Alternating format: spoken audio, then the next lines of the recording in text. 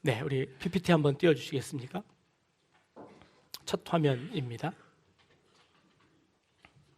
우리가 너무나 잘 아는 그런 한자입니다. 네, 밑에 것도 띄워주십시오. 네, 군사부일체라는 그런 말입니다. 이 말이 출처를 찾아보았는데요, 이율곡 선생이 처음 한 말이다 라고 알려져 있습니다. 그런데 그것을 거슬러 올라가 보니까 중국의 남송시대에 주희라는 사람이 펴낸 소학이라는 책에 이런 이야기가 있습니다. 부모님이 우리를 낳으시고 선생님 우리를 가르치시고 나라님이 우리를 먹이신다. 그러니 이 세 분은 같지 아니하냐라는 그런 소학의 가르침이 있습니다. 그런데 이율곡 선생이 소학집주라는 그 책에서 이 말을 한마디로 요약해서 군사부일체라는 말로 요약을 해서 우리에게 전해지고 있습니다.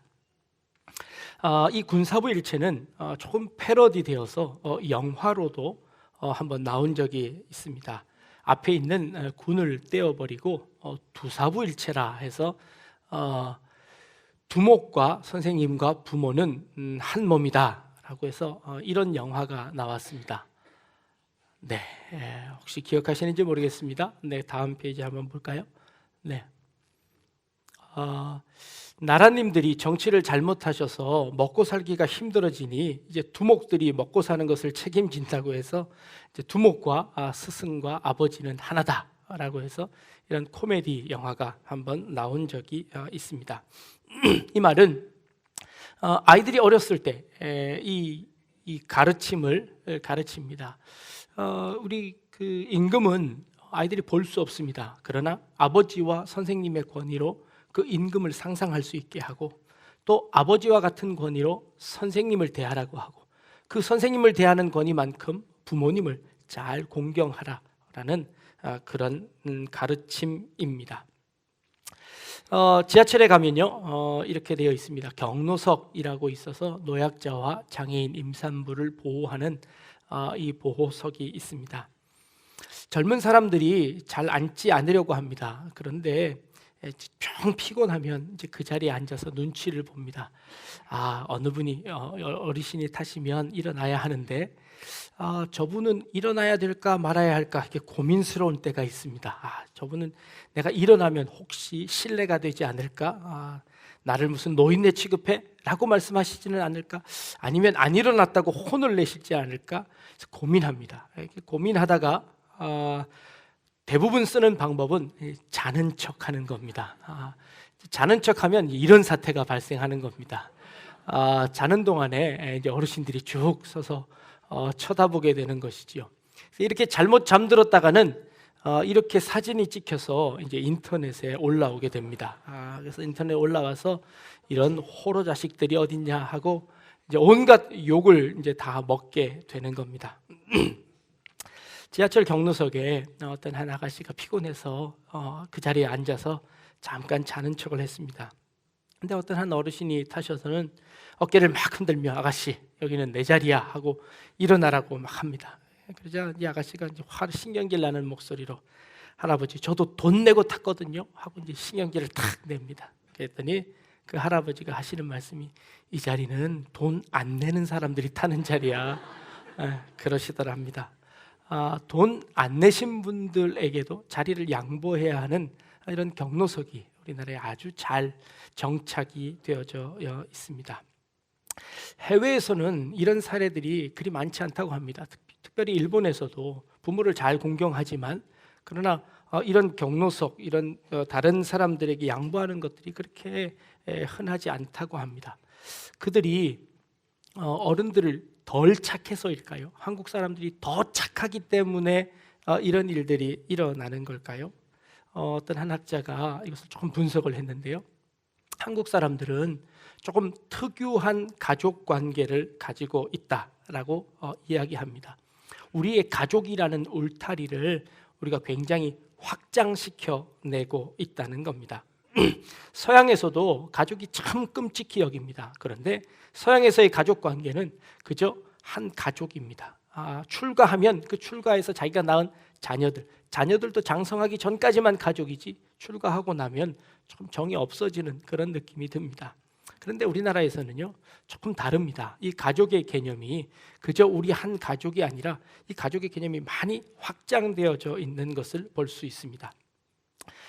우리는 보통 나이 든 남자 어른을 부를 때 뭐라고 부르나요? 아저씨라고 부릅니다. 아저씨라는 단어를 국어사전을 찾아보면 제일 첫 번째 뜻은 이렇게 나와 있습니다. 삼촌 혹은 오촌 혹은 칠촌 등 자신보다 한 학년 위의 남자 친척을 일컫는 말, 이 아저씨입니다. 이 아저씨라는 이 단어를 두 번째 뜻은요, 중장년층 남성을 일반적으로 지칭하는 용어라고 설명합니다. 그러니까 이 두 가지의 의미가 같은 한 단어에 다 들어가 있습니다. 친척에게 아저씨라고 하는 것과 그저 모르는 중년층 남성에게 아저씨라고 하는 것을 동시에 같이 쓰고 있다는 겁니다.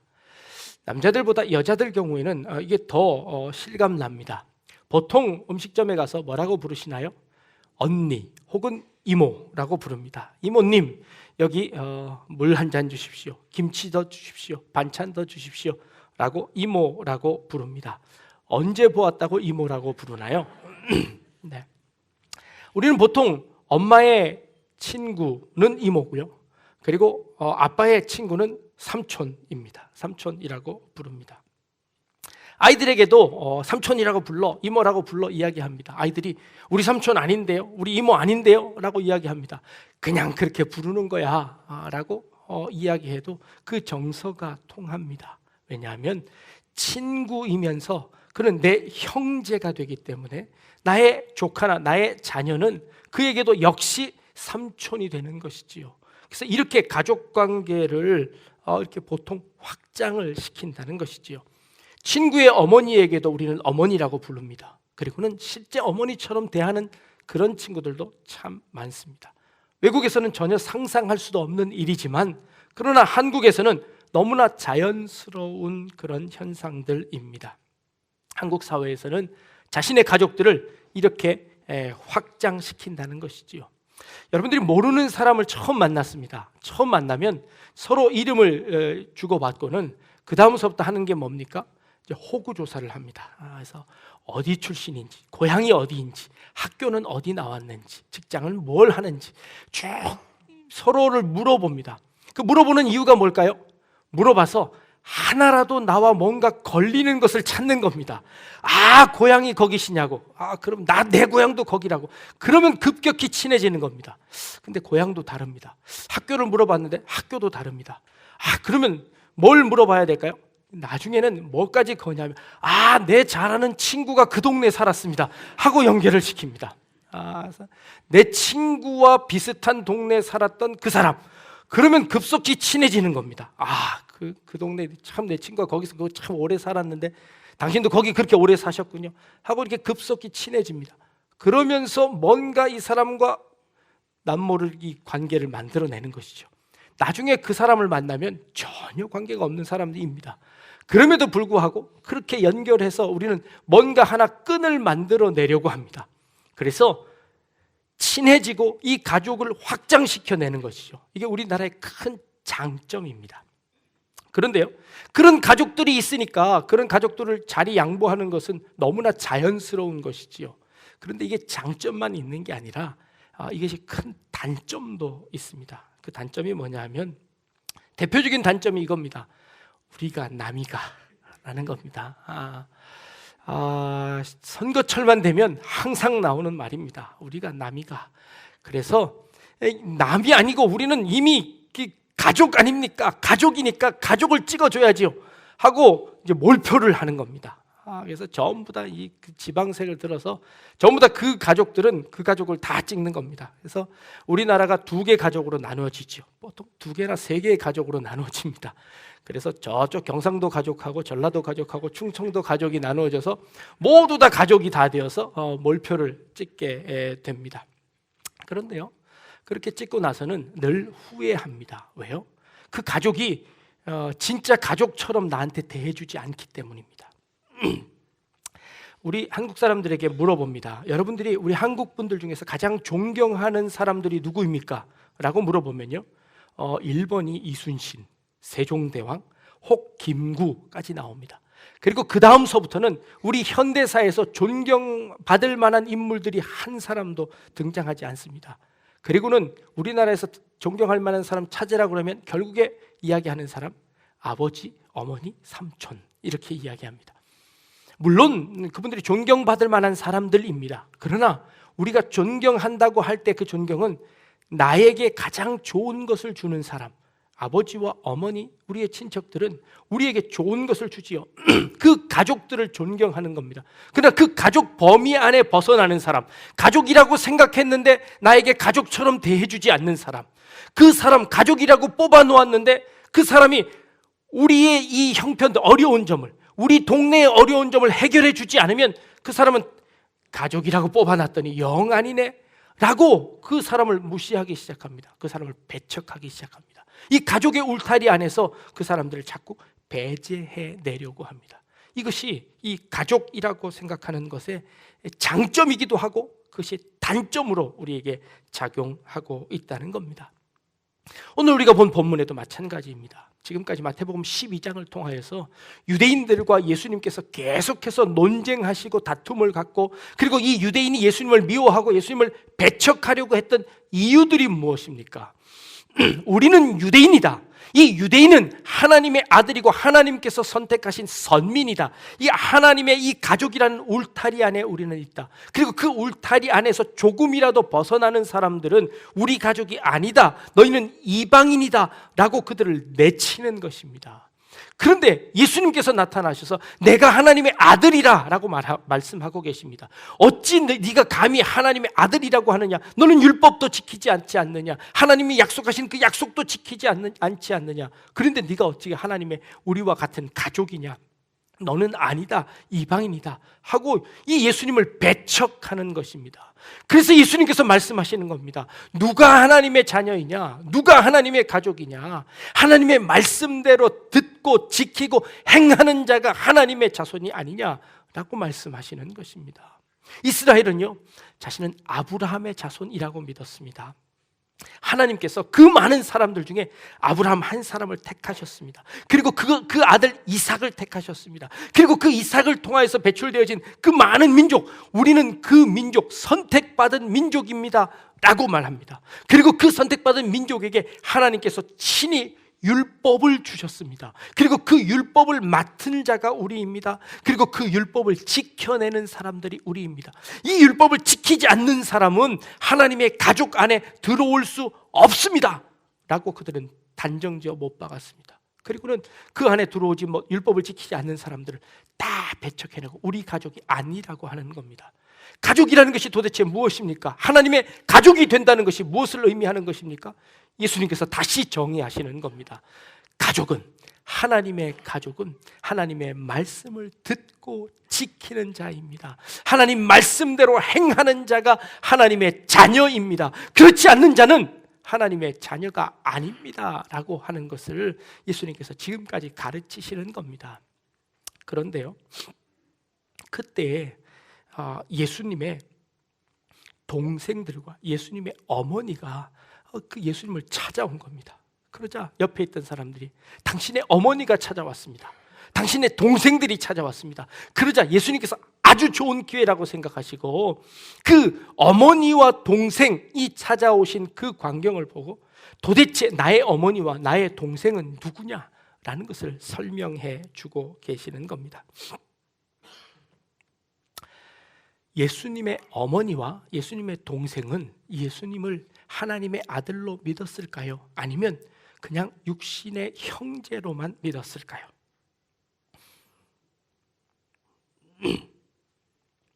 마가복음 3장 21절에 보니까 같은 병행 구절입니다. 예수의 친족들이 듣고 그를 붙들어 나오니 이는 그가 미쳤다 하밀러라 라고 기록하고 있습니다.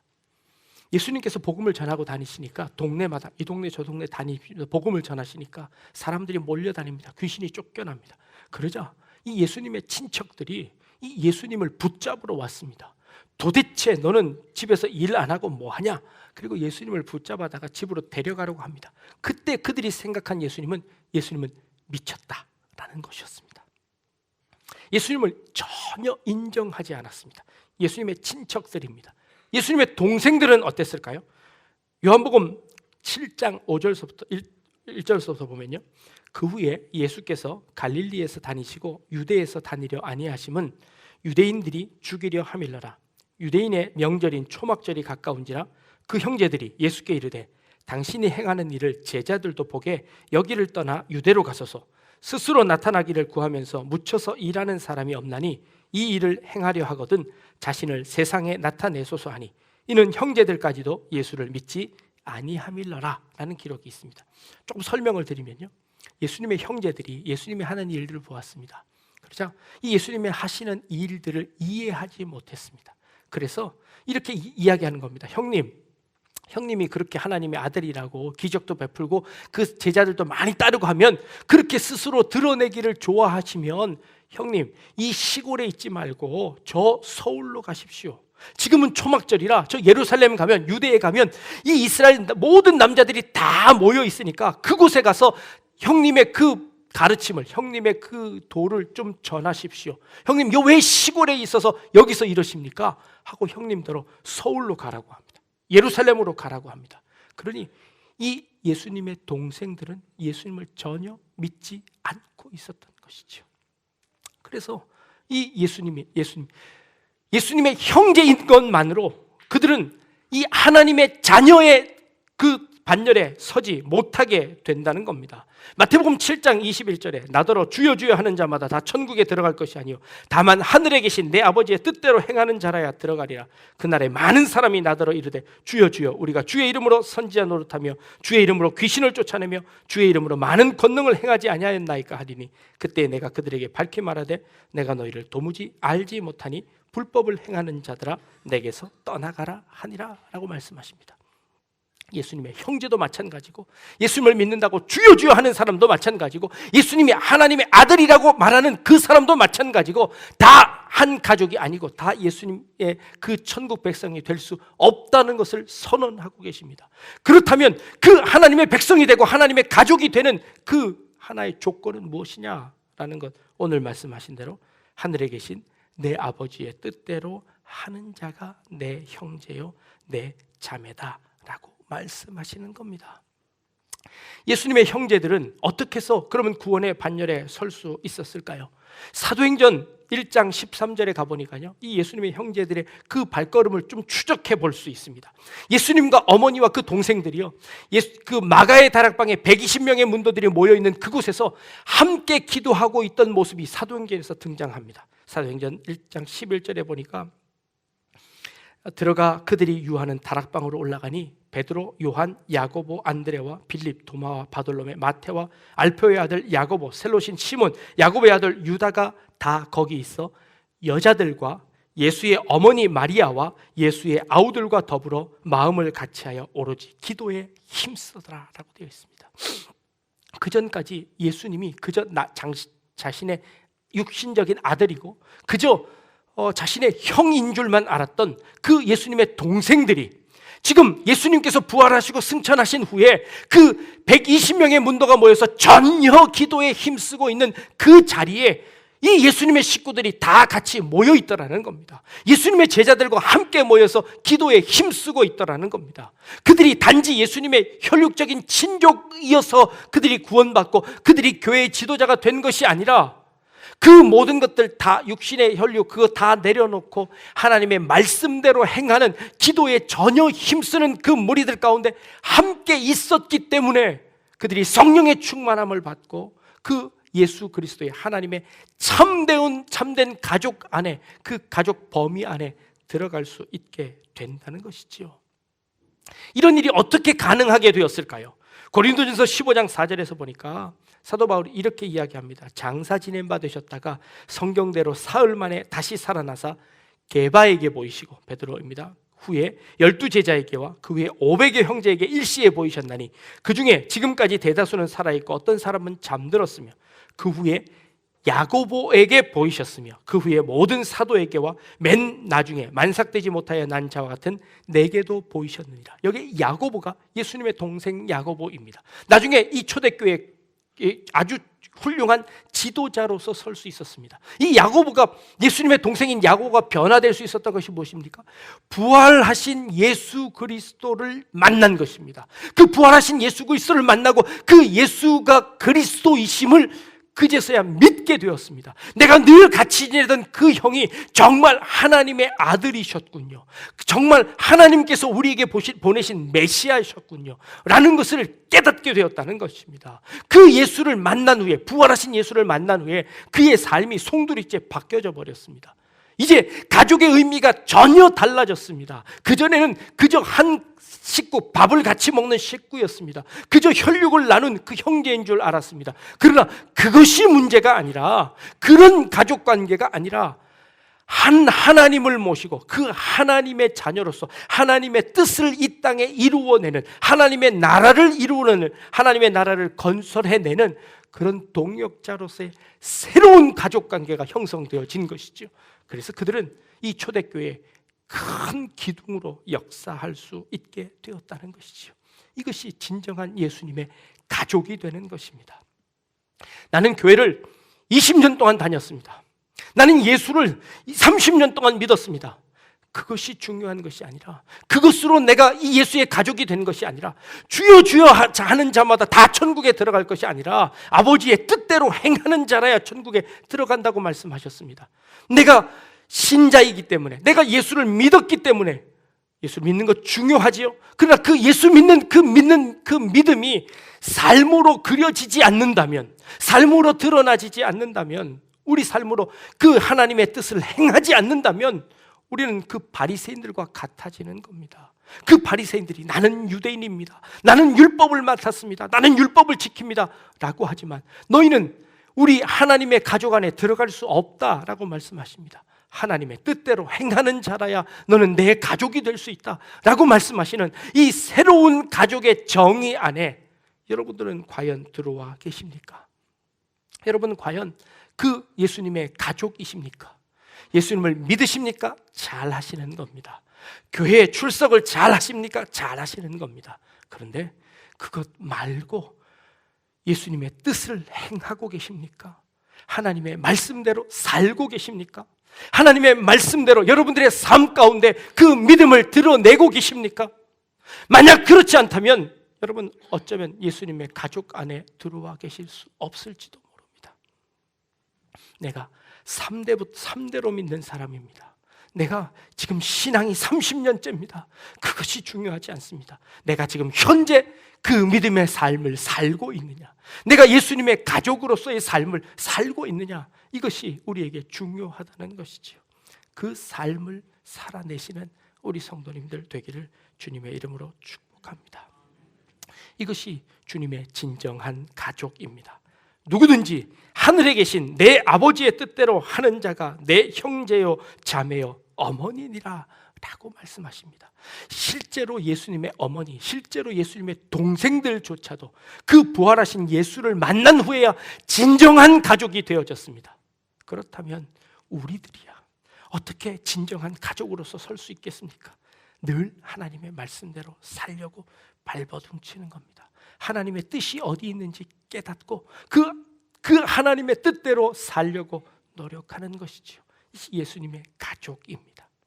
우리는 그 하나님의 뜻을 행하는 모든 이 자리에 참석하신 우리 모든 성도님들, 그런 의미에서 가족입니다.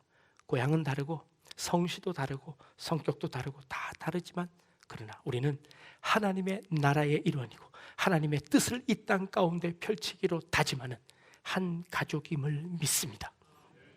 한 가족으로 하나님의 나라의 아름다운 도를, 하나님의 아름다운 나라를 건설할 수 있는 그런 우리 성도님들 다 되실 수 있기를 주님의 이름으로 축복합니다. 기도하겠습니다. 하나님, 누가 예수님의 진정한 가족인지를 저희들이 다시 한번 돌이켜 봅니다. 그저 주여 주여 하는 자가 아니라 정말 주님의 말씀대로 이 땅을 살아가며 우리가 살아가고 있는 그 땅을 하나님 나라 되게 만들어내는 그런 주님의 아름다운 가족들이 되어질 수 있도록 주님 인도하여 주옵소서. 감사드리며 예수님의 이름으로 기도합니다.